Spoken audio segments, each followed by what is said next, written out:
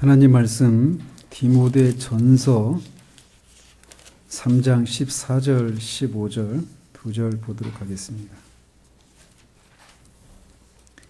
디모데 전서 3장 14절 15절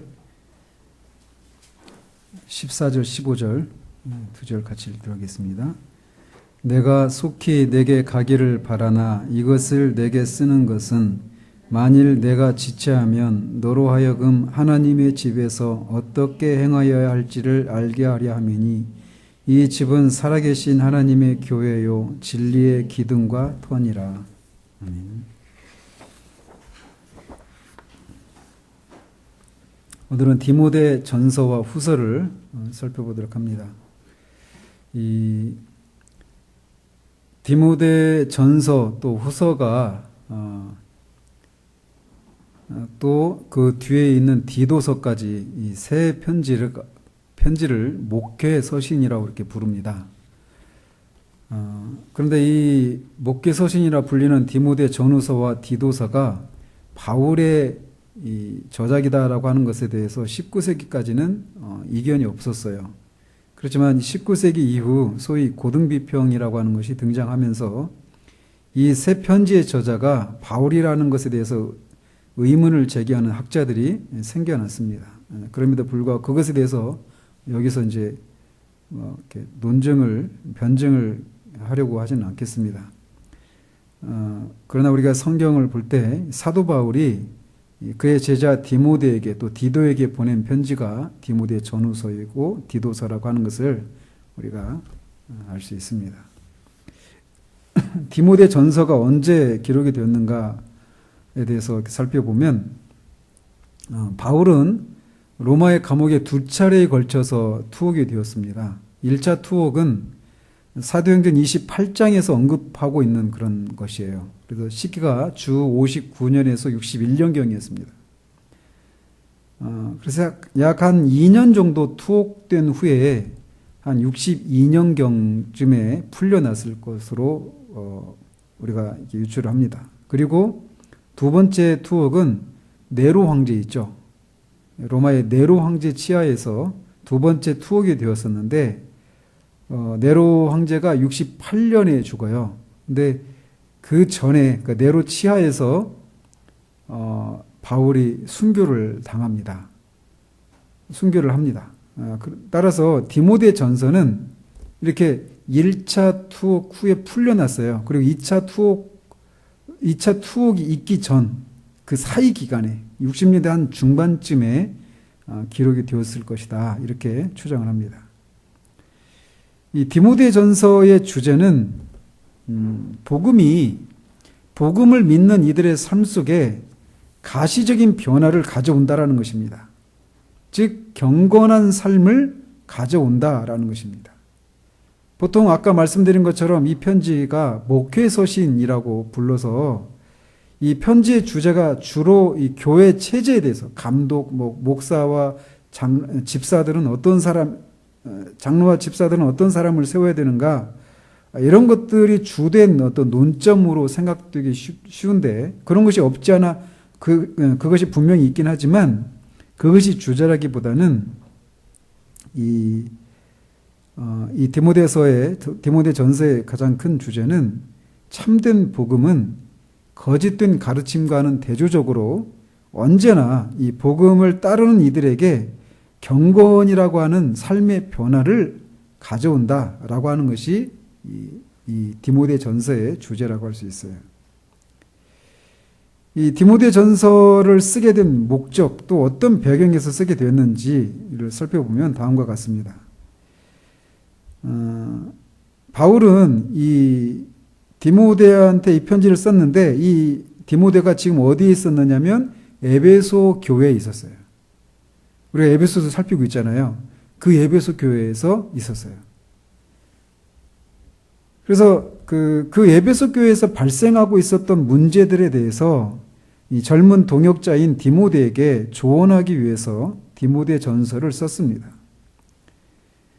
특별히 바울은 디모데를 이 에베소에 남겨두었을 때 교회 안에 있는 몇몇 거짓 교사들에 대해서 잘 대처하라고 하는 특별한 당부를 한 적이 있습니다. 1장 3절에 보면. 그런데 이제 바울이 이 디모데와 바울이 이렇게 떠나고 디모데와 에베소 교회가 떨어져 있었기 때문에 이 추가적인 그런 지시사항을 이렇게 디모데에게 주기 위해서 이 편지를 쓸 필요가 있었던 것입니다.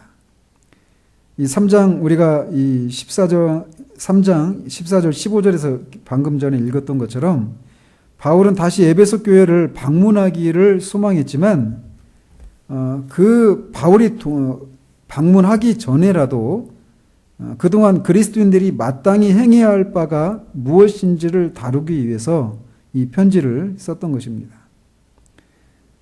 그런데 이 그리스도인들이 마땅히 행해야 될 것들을 말하는데 그 그리스도인들이 마땅히 행해야 할 바의 그 근거가 뭐냐? 복음에 있다라는 것입니다. 복음의 근거에서 그리스도인들이 어떻게 행해야 되는가를 디모데에게 알려주기 위해서 이 편지를 썼던 것입니다. 말씀드린 것처럼 에베소 교회에도 이미 거짓 교사들이 들어와 있었어요. 그래서 바울이 이 편지를 쓰게 된 1차적인 원인은 바로 거기에 있습니다. 목적은 그리스도인들이 어떻게 행해야 되는가를 알려주기 위해서이지만 이 편지를 쓰게 된 1차적인 원인은 이 거짓 교사들 때문이었습니다. 그래서 이 편지에서 보면 이 에베소 교회가 거짓된 가르침에 대한 그런 가르침에 대해서 도전을 받고 있는 그런 상황이었어요. 1장 7절에서 11절까지 보면은 이 율법에 대해서 잘못 오해하고 있는 그런 잘못된 가르침들이 있었습니다. 에베소 교회 안에. 그리고 4장 1절에서 5절까지 보면은 금욕주의에 대해서도 이 잘못된 가르침 중 하나가 뭐냐면 금욕주의에 대한 것이었어요. 앞에서도 방금 전에 우리가 점심시간에 공부하면서 배웠듯이 하나님이 선하게 창조하셨단 말이에요. 근데 그 선하게 창조하셨기 때문에 하나님이 우리에게 주신 그 인간의 삶을 유지하기 위해서 주신 그런 모든 그런 욕구들 있잖아요. 정상적인 욕구들, 식욕이든 성욕이든 그런 정상적인 욕구들이 그 자체로 죄는 아니란 말이에요. 근데 금욕주의적인 그런 가르침들이 나오는 이유가 뭘까요? 결국 이런 것을 알지 못하기 때문에 그런 거예요. 하나님이 선하게 창조하셨다라고 하는 것은. 근데 에베소 교회 안에 그런 가르침들이 있었던 것입니다. 그래서 바울의 실제적인 관심사는 이런 거짓된 가르침의 결과로 헛된 그런 사색들, 막 족보에 대해서, 신화에 대해서 막 그런 사색하는 것들, 그다음에 교만, 탐욕을 조장하고 있는 그런 측면들에 관심이 있었던 것입니다. 바울은 이 거짓 가르침의 내용을 이렇게 스쳐 지나가듯이 다루고 있을 뿐이지만 참된 기독교는 복음을 통해서 형성된 그런 생활 방식을 통해 입증된다는 사실, 그러니까 경건한 삶을 불러일으킨다라고 하는 사실들을 강조하고 있어요. 거짓된 가르침은 결국은 아까 말씀드린 그런 탐욕과 이런 금욕주의나 잘못된 그런 삶으로 이어지는 반면 참된 복음은 그런 경건한 삶이라고 하는 그런 삶을 통해 그 진리임을 이렇게 드러나게 되어 있다라고 하는 것을 말해주고 있어요. 그래서 그런 복음을 통해서 형성된 삶을 살지 않는 사람들은 스스로 믿음에서 돌아섰을 뿐이라고 하는 것을 보여주고 있다라고 말을 하고 있는 것입니다. 그래서 디모데전서는 교회가 이 복음 안에 담겨 있는 그런 윤리적인 그런 내용들을 구체적인 방식으로 실천해야 한다라고 하는 그런 분명한 요청을 하고 있는 것입니다. 그래서 거기서 다루고 있는 그 핵심적인 주제들 몇 가지를 살펴보면 이렇습니다. 첫 번째로 복음은 신자들의 삶 속에서 거룩함을 낳고 믿음과 행동 사이에 어떤 괴리란 없다라는 것입니다. 따라서 믿음을 고백하긴 하는데 경건에 있어서 어떤 진전도 보여주지 않는 사람들은 자신의 영적인 상태를 의심해 봐야 한다라는 것입니다. 경건의 모양은 있지만 경건의 능력은 없는 사람들. 복음을 믿는다고 하지만 그 복음은 반드시 거룩한 삶을 이끌어낸다라고 하는 이 여기에 부합하지 않는 사람들은 자신의 영적인 상태를 의심해 봐야 한다라고 하는 것이 첫 번째로 다루고 있는 주제 중에 하나예요. 두 번째로 전 세계적인 복음화는 필수적이고 하나님 자신의 복음 전파에 대한 소망에 그 전 세계적인 복음화가 그 뿌리를 두고 있다는 것입니다. 하나님 자신이 자신의 복음이 전 세계에 번져가기를 소원하고 계시다라는 거예요. 거기에서 전 세계적인 복음화가 필수적으로 따라오게 되어 있다라는 것입니다. 세 번째로 복음을 받아들였다라고 하는 그런 핵심적인 증거가 될 수 있는 것은 공적인 예배에서의 적절한 행동이다라는 것입니다.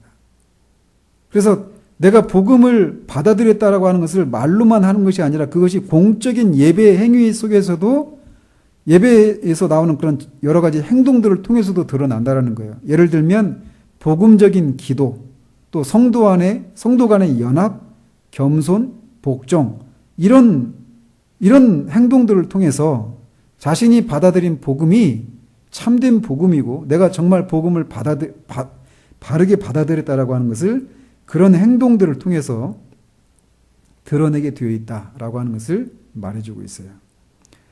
네 번째로 교회 지도자들은 복음으로 형성된 삶을 사는 사람들이어야 한다라는 것입니다.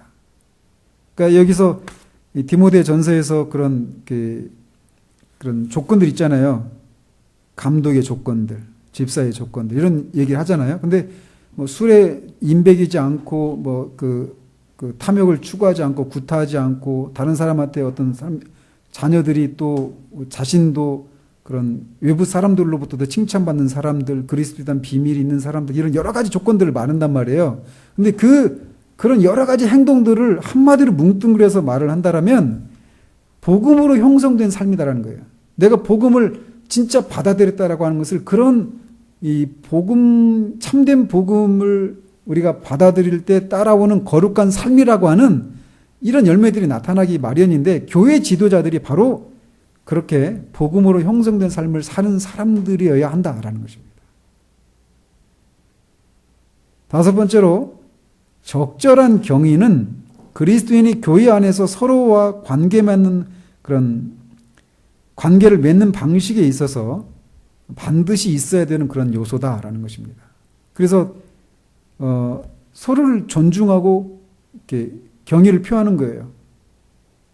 그래서 목회자도 그 과부를 대할 때는 어머니를 대하는 것처럼 하라고 하고 자매를 대할 때는 자기의 그런 자매처럼 하라고 하고 또 서로 간에 성도 간에도 그래서 서로를 존중하고 경의를 표하는 이런 것들은 교회 안에서 서로 간에 관계를 맺는 데 있어서 반드시 필수적으로 있어야 되는 그런 요소다라고 하는 것을 말해주고 있습니다.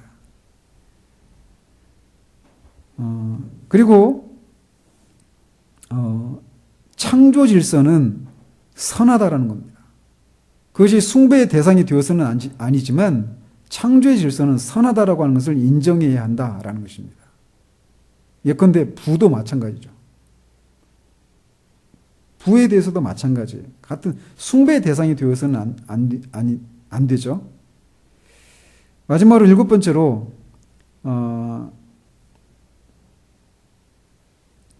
복음의 그런 순수성과 보존을 위해서 수고하는 것 이것이 매우 중요하다라는 것입니다. 특별히 고난의 문제와 관련해서 디모데에게 사도 바울이 그거를 더 강조하고 있어요.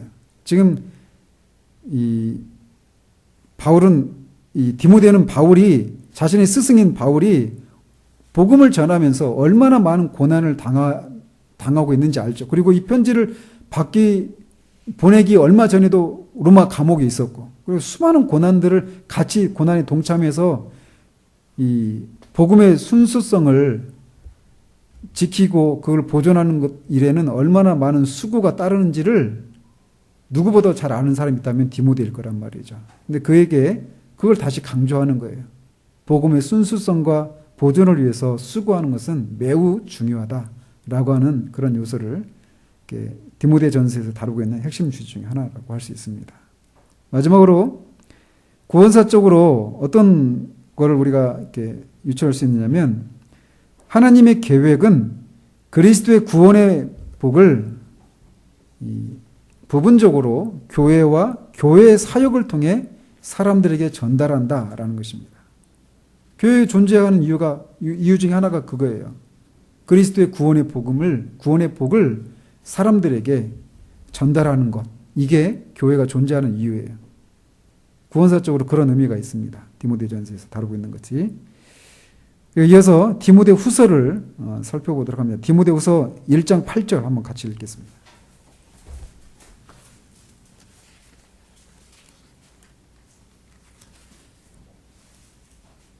같이 있습니다. 그러므로 너는 내가 우리 주를 증언함과 또는 주를 위하여 갇힌 자 된 나를 부끄러워하지 말고 오직 하나님의 능력을 따라 복음과 함께 고난을 받으라. 제가 성경이 다 좋지만 디모데 후서를 읽을 때마다 또 고린도 후서를 읽을 때마다 특별히 고난의 와중에 있는 이 사도 바울의 어떤 개인적인 상황들을 그 배우를 생각하면서 이렇게 고린도 후서나 이 디모데 후서를 읽게 되면 마음에 막 그냥 마음이 평안한 가운데 읽을 수가 없어요. 지금 8절도 방금 전에도 막 마음에 그게 막 있어요. 내가 지금 복음 때문에 갇혀 있는데 그럼에도 불구하고 복음을 부끄러워하지 말라라는 거예요. 나를 부끄러워하지 말라라는 거예요. 12절에도 나오죠. 내가 복음을 부끄러워하지 않는다라고. 결국은 이게 강한 부정이, 이중 부정은 강한 긍정이죠. 내가 복음을 자랑한다는 얘기예요. 내가 처한 상황을 나는 부끄러워하지 않는다. 오히려 자랑한다라는 겁니다. 누가 그렇게 말할 수 있을까요? 이 디모데 후서에서 있는 말하고 있는 이 바울의 이 신앙이라고 하는 게 저는 엄청난 거라고 생각해요. 내가 주님을 위해서 순종하고 주님을 따랐는데 내가 이게 단가? 이런 생각 우리가 하잖아요. 고난이 있을 때, 내 뜻대로 안 될 때. 근데 그 고난이 있고 내 뜻대로 안 된다는 게 뭔지를 바울이 처한 상황보다 더 잘 웅변적으로 말해주는 게 뭐가 있을까요? 근데 그 속에서 바울이 뭐라고 말하느냐? 나를 부끄러워하지 말라는 거예요. 자신도 자신을 부끄러워하지 않는 거예요. 내가 복음을 부끄러워하지 않는다라는 거예요.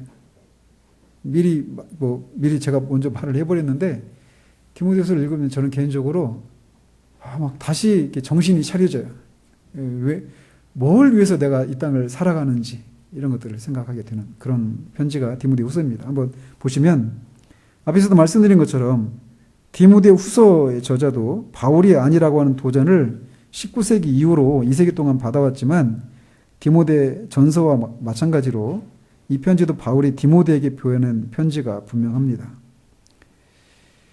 이 편지에서 그 방금 전에 8절에서도 언급하고 있는 것처럼 바울이 로마의 감옥에, 로마라고 명시적으로 나와 있지 않지만 로마의 감옥에 갇혀 있었던 때입니다. 두 번째로 갇혀 있으면서 죽음을 기다리고 있는 그런 모습을 이렇게 묘사하는 장면들이 나와요.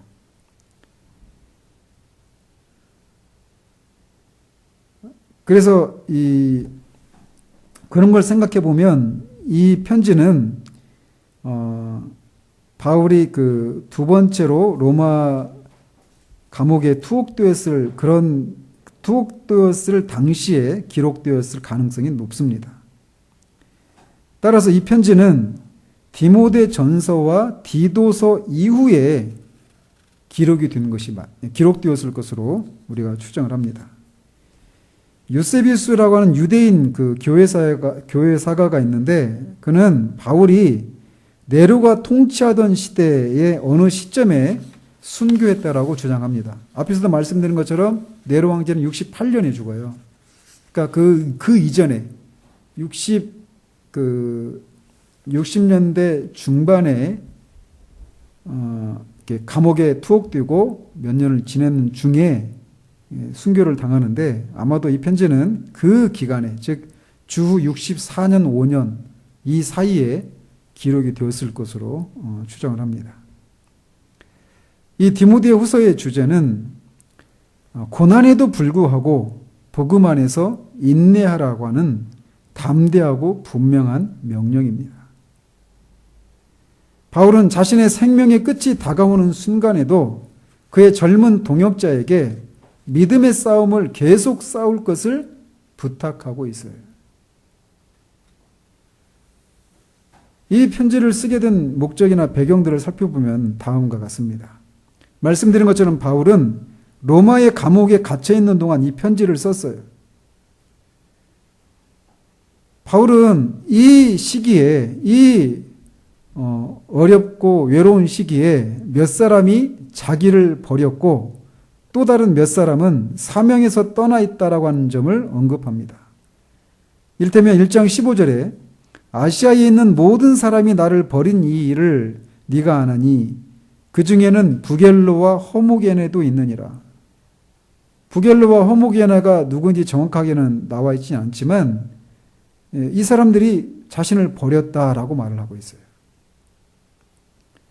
아시아에 있는 모든 사람이 나를 버린 일, 이렇게 얘기하고 있어요.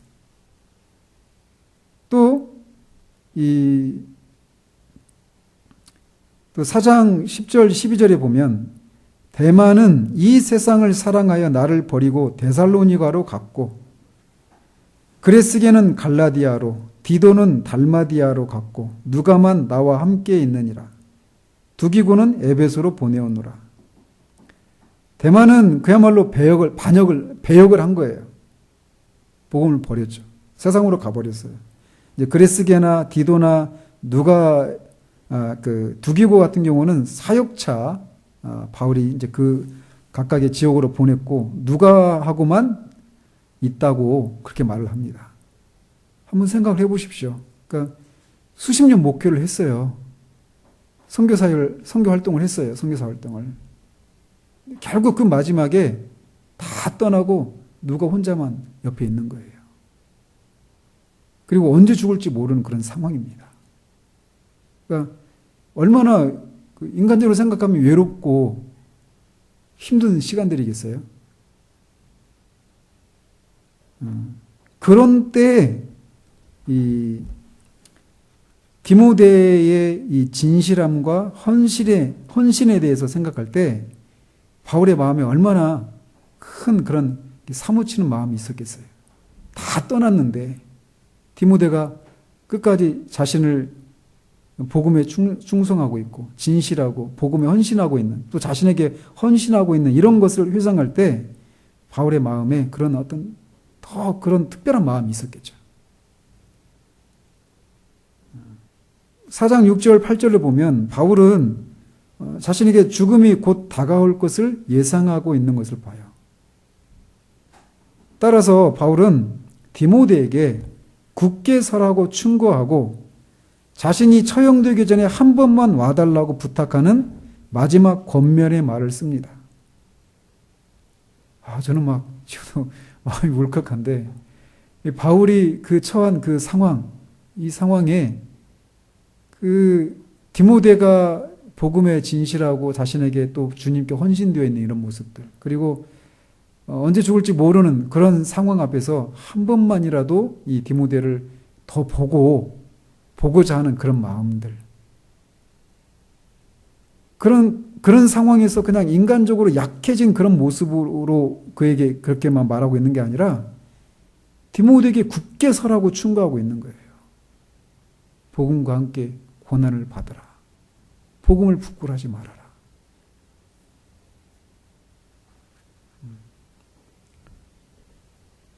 죽음은 언제 죽게 될지 알 수 없는 상황이지만 임박해 있는 것은 분명합니다. 그래서 바울은 디모데에게 한 번만 이렇게 와달라고 부탁하면서 자신의 책과 양피지를 가져다 달라고 부탁을 합니다. 여기서 양피지는 학자들은 성경을 이렇게 얘기한다고 그래요. 두루마리로 된 성경. 그래서 그것은 바울이 끝까지 언제 죽을지 모르는 상황임에도 불구하고 끝까지 연구와 글쓰기를 계속할 생각이었다라고 하는 것을 보여주고 있는 거예요. 자기 연민에 빠져 있는 모습을 찾아볼 수가 없어요. 디모데후서는 아주 가까운 친구나 동료에게 쓰는 마지막 편지에서 이렇게 찾아볼 수 있는 것과 같이 매우 개인적인 그런 편지입니다. 그래서 바울은 디모데에게 계속 신실함을 유지하라고 권면하고 자신의 삶을 디모데가 따라야 할 모범으로 제시합니다. 바울은 디모데에게 실천하도록 요구하는 일을 자신이 이미 실천했어요. 이게 얼마나 당당한 모습입니까? 바울이 디모데에게 자신의 삶을 내가 살았던 것처럼 살아라 이렇게 얘기하는 거예요. 근데 바울이 살았던 삶이 뭐예요? 복음과 함께 고난을 받는 거예요. 그런 삶을 살라고 얘기하는 거예요. 그러니까 오늘날 우리가 흔히 전하는 그런 복음 전도하고 얼마나 다른 모습입니까? 그죠? 예수 믿고 복 받으십시오. 이게 우리가 전하는 복음의 그 핵심적인 내용들 아니에요, 오늘날. 근데 바울이 전하는 복음은 그런 복음이 아니었어요.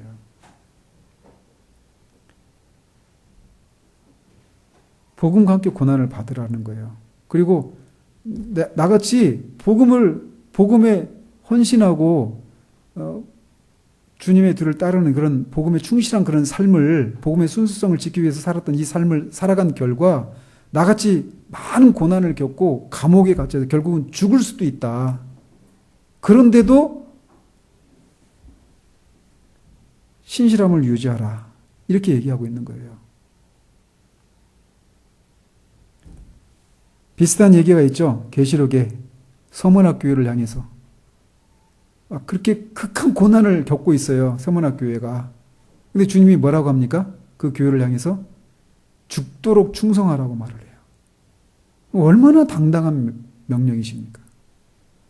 그래서 죽도록 고난받으면서 죽을 지경인데 그 교회를 향해서 주님이 말씀하시는 것은 죽도록 충성하라는 거예요. 왜 그럴까요? 그게 다가 아니라는 거죠. 그게 다가 아니라는 거예요. 그리고 바울은 디모데에게 권면하는 그런 삶을 자신이 이미 실천했습니다. 그런 목적으로, 그런 배경으로 이 디모데 후서를 쓰게 되었어요. 그래서 디모데 후서를 읽을 때 아까 말씀드린 것처럼 바울이 처한 그 상황들을 잘 생각하면서 이렇게 한 절 한 절 이렇게 읽으면 바울이 그 상황에서 디모데를 향해서 얼마나 간절한 마음을 품었었는지, 그리고 복음에 대해서 얼마나 그가 당당했는지, 복음에 대해서 정말 부끄러워하지 않는 고난 가운데 있음에도 불구하고 나처럼 살라라는 거예요. 그리고 실제로 어떻게 됐습니까? 언젠가 말씀드렸죠. 디모데가 히브리서에 보면은 갇혔던 디모데가 풀렸다라고 하는 그런 그 글이 있어요. 디모데도 자신의 스승인 이 바울의 삶을 따라갔던 거죠. 그러니까 우리 집사님도 바울처럼 되고 싶다는 얘기 처음에 막 그렇게 구원의 은혜를 경험하고 막 그런 얘기 했는데 가면 갈수록 그 삶이 얼마나 보통의 만만치 않은 삶인가 이런 생각을 하신다고 그랬잖아요. 그렇습니다. 우리 오늘날의 이 그리스도인들에게 바울은 인기가 없는 그런 교사예요. 근데 그게 복음입니다. 그게 복음적인 삶에 충실한 삶의 모습들이에요. 그래서 이 디모데후서에서 다루고 있는 핵심적인 주제들을 살펴보면 첫 번째로 고난은 그리스도인의 표준적인 경험의 일부다라는 것입니다. 고난받는 게 특별한 일이 아니라 표준적인 거예요. 그리스도인이라면 고난받는 건 당연한 거예요. 무릇 그리스도 안에서 경건하게 살고자 하는 자들은 박해를 받는다. 이 그리스도인의 삶입니다. 그런 고난에 대해서 두 번째로 그런 고난에 대한 그리스도인의 반응은 하나님의 능력에 힘입어서 신실하게 인내하는 것이다 라는 겁니다. 인내해야 되는 거예요. 고난 가운데. 근데 인내해야 되는데 인내할 수 있는 능력은 하나님의 능력을 힘입어야 한다는 것입니다. 세 번째로 복음은 그리스도인의 인내를 위한 바탕이다라는 것입니다. 그리스도인이 인내할 수 있는 그 바탕에는 복음이 있다라는 것이에요. 네 번째로 성경에는 구원하고 보존하는 능력이 있다라는 겁니다. 디모데후서 3장 15절 16절에 나오는 구절이죠. 다섯 번째로 참된 신자는 인내할 것이다 라는 겁니다. 인내하지 못하는 사람은 자신이 회심하지 않았다는 사실을 드러내는 것이다 라고 말을 합니다. 마지막 여섯 번째로 거짓 가르침은 치명적인 것이고 따라서 단호하게 대처해야 한다라고 말을 합니다. 인간적으로 육신적인 그런 관계를 헤아려서 대할 게 아니라 단호하게 대처해야 된다는 거예요. 왜? 치명적이니까. 마지막으로 이 구원사적으로 디모데후서에서 말하고 있는 것은 그리스도인은 그리스도의 구원을 근거로 살며 그리스도의 재림을 고대해야 한다라는 겁니다. 이것이 이 그리스도인의 삶이에요. 그리스도인의 삶을 살 수 있는 것은 그리스도의 구원을 근거로 해서 우리가 그리스도인의 삶을 살아야 되는 것이고 또 그리스도인의 삶을 살 때 우리가 고대해야 될 것은 그리스도의 재림이다라는 것입니다. 이것이 디모데후서에서 우리에게 말해주고 있는 거예요. 특별히 저는 누차 다시 강조드리지만 고난받고 있는 그 바울의 그 상황들을 우리가 깊이 이렇게 묵상하면서 디모데서를 다시 읽게 되면 이 한 절 한 절들에 담겨 있는 그 절절함들 이런 것들이 새롭게 다가오게 될 거예요. 우리의 삶을 느슨해졌던 우리의 삶이 다시금 이렇게 긴장감을 가지고 이 자기 연민의 늪에서 우리를 이렇게 건져주는 그런 이 강장제와 같은 그런 역할을 하는 책이 전 디모데후서라고 생각을 합니다. 기도하겠습니다. 하나님 아버지, 우리가 디모데 전서와 후서를 이 짧은 시간 개략적으로 살펴보았습니다. 사도가 처한 상황들이 어떤 상황이었는지를 우리가 잘 헤아려 볼 수 있도록 주님 도우시옵소서. 그가 디모데에게 이 편지를 썼을 때 바울은 결코 이 시대에 많은 사람들이 기대하는 것과 같은 그런 예수 믿어서 복을 받는 안락하고 평안한 그런 삶의 현장 가운데 있지 않았었던 것을 보게 됩니다. 오히려 그와 함께 동역했던 사람들이 다 떠나가 버리고 아시아에 있는 모든 사람들이 다 자신을 버리는 것 같은 그렇게 철저히 외롭고 정말 복음의 내용이 말하고 있는 그런 결론과는 정말 어울리지 않는 그런 극한 상황 가운데 그가 처해 있었던 것을 봅니다. 그런 속에서 그가 자신이 살아온 삶에 대한 후회가 있거나 회한에 잠겨서 자기 연면에 빠져서 내가 이런 삶을 살지 않고 나에게 주어진 다른 삶의 기회들을 얻었더라면 어떻게 살았을 것인가라고 하는 그런 헛된 망상 속에서 그 현실을 외면하며 살았던 것이 아니라 복음을 부끄러워하지 않는 복음을 자랑하는 그런 모습을 띠고 있었고 자신이 이렇게 복음과 함께 고난을 받는 그 일에 자신의 제자 디모데도 동참할 것을 권면하고 있는 모습을 봅니다. 바울이 그렇게 할 수 있었던 그 복음 안에 있는 그 능력을 우리 모두도 알아서 정말 모든 것이 어그러지고 굽어진 이 시대 가운데 참된 그리스도인됨의 그 모습들을 삶을 살아내는 우리 모두 될 수 있도록 주님 도우시기를 원합니다. 예수 그리스도 이름으로 기도합니다. 아멘.